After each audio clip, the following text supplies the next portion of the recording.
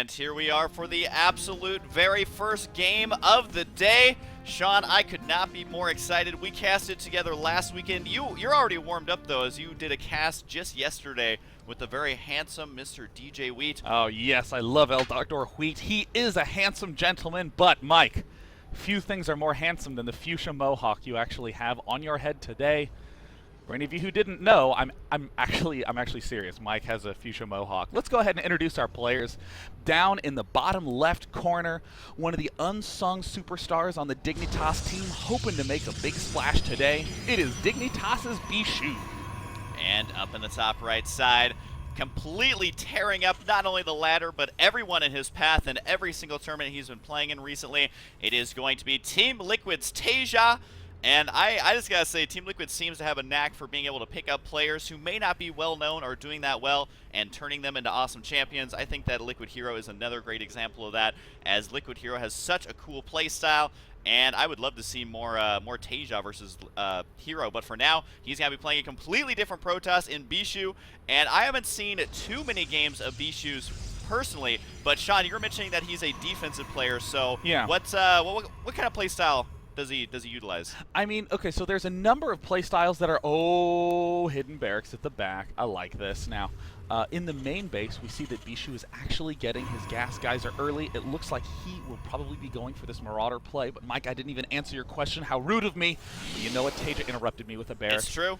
Bischu, generally, look at this, going for the double gas play. This is a common way to focus on sentry-heavy play early to get the expand up. Also does tend to allow for an early third Nexus. Bischu likes the very standard Colossus robo-focused sentry defense early on. But TaeJa, TaeJa, that's a huge reveal right there for Bischu popping in and seeing, wait a minute, where is that orbital command? A Zealot, no doubt going to pop out for Bischu. We do have the Tech Lab going to be going down for TaeJa as well. This can be so frustrating. Now, usually you're going to see a Marauder come out of this. We do see Cybercore before Zealot, but he does decide to go ahead and get the Zealot on the way after that. He knows that the potential for a proxy barracks is basically 100% at this point because he's been scouting around with the probe, is unable to see exactly what's going on here. The SCV is going to come up here, reveal to TaeJa exactly what's going on. But is it going to be a Marauder here? Yes, it is, with the Marauder slow. Any idea how this is going to pan out here? First of all, in a best of 5, this is an excellent play to do because it throws your opponents off. For all the rest of those games, you're thinking, oh my god, is there some sort of proxy hiding around here? But also, this is going to mean a difficult opening stage for Bischu. Bischu doing a nice job with the 2 in each gas geyser, but we are seeing that with 2 Marauders and Concussive Shell, TaeJa can kite all those Zealot Stalker forces very easily early on. And Bischu, now sees it. This is going to be a tough spot for Bischu to micro out of. It's so difficult to go up against a rush like this. As long as TaeJa controls correctly, he can run around the bunker there. And we do see a proxy pylon set up by Bischu. Is this actually going to be spotted? He's going to have to wait for the warp gate, of course, though, as that's when he'll be warping in those reinforcements. So you need to be careful with the Stalker. Oh, no! It is going to go down. Probe's pulled off the line here. This is actually exactly what you have to do with Protoss. It may look like he's way behind, but as long as he doesn't lose too many of these probes, he's going to be okay. But the bunker is going to finish. He may have overcommitted there just a little bit.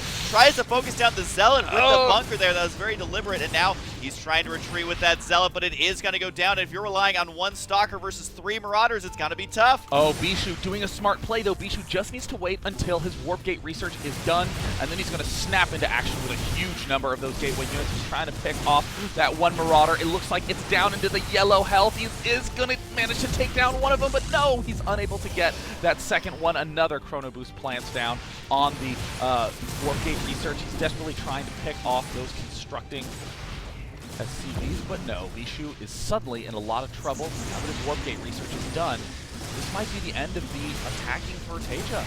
Now, is he going to warp in at his main base and try and kill off these bunkers, or does he warp in over here to try and bust down the walls? There are no units at TaeJa's base right now.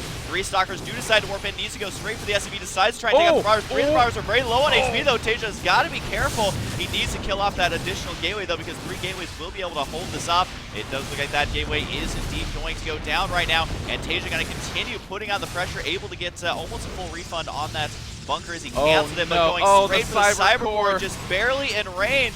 And how can he actually deal with this bunker? I don't know if he's going to have enough stuff off of just 2 gateways. Oh gosh, this is a terrible position to be in right now for Bischu. An excellently microed setup by TaeJa, and he kills off the Cybernetics core. Only a single Stalker able to get warped in. gosh, those bunker Marauders have stupidly big range. And the Zealots are knocking at the front door of TaeJa, but SCV's easily pulled off the line. He just needs to get one Marine there, and he is going to easily hold this off for now, and it looks like TaeJa's getting the momentum that he absolutely needs here. He's going to have to pull off every single worker and the two Stalkers that he has remaining. The Marauders say, well, we'll just hop up in these little safe huts, and I don't know if he's going to lose any more Marauders here at all. What a huge momentum swing at the beginning of this series, using the proxy Marauders in such a good build, not only in TVT, but also obviously here in TVP as well. And right now with no mining, no additional reinforcements on the way, he's not even going to be able to kill that bunker, and there's really no hope of him moving forward. And now it looks like Bischu trying to warp in a last Zealot, trying to save a little face by hanging in at the front of these ramps. We see that one of those depots did fall. The Zealots are in the main base for TaeJa, but with a little bit of straightforward micro, TaeJa is able to hold it off down to only 9 food. One of my favorite numbers, GG. Not going to be